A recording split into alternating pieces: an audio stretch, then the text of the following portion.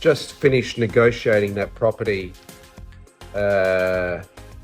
It was quoted around the 1.3 million mark. We were in the mix of about 5 offers, and the agent was very professional. Michael, shout out to Michael, you're very professional. Many times I come across agents that there's just a little bit too many games played and porcupines told. Michael was very professional, and he gave everybody the opportunity, not only once, not only twice, but 3 times to give him his best and final offer. So it was really good communication. You know, he was always at the property. He was always with the customers, with the clients. Yeah, very, very, very professional, right onto it. That's when you know someone sells 80 properties a year. I did a bit of research. So someone of that caliber is a good agent.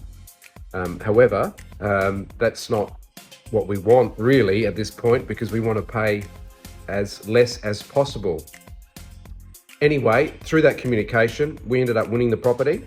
I ended up winning the property for the client at 1.350, which was very good. That was after a couple of attempts at it.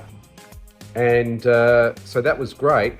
And look, there's some choices, you know, subject to finance is always a good thing. A lot of people do it subject to building inspection. Now, I advise strongly not to do that. And this is the reason why. I do it within the calling off period, because everyone has 2 clear business days to call off. So we did that, got the building inspection, and we found that there was a lot of little minor things. It was an older home, you know, on a big 800 square meter block almost. And it had a little bit of a sag in the roof. And that can be quite concerning. And quite often in the 20 years that I've been in real estate, you know, a lot of agents or vendors will just say, well, that's bad luck. You know, it is as it is. You know, buy it or go away. But we were able to negotiate, and you know, this comes up with you know, obviously you've got someone skilled on this side, but also the agent was fair and reasonable, and we negotiated.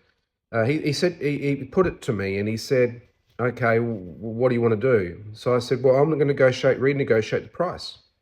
So that's what we did. You know, like, to put a brand new roof on could have been 50,000.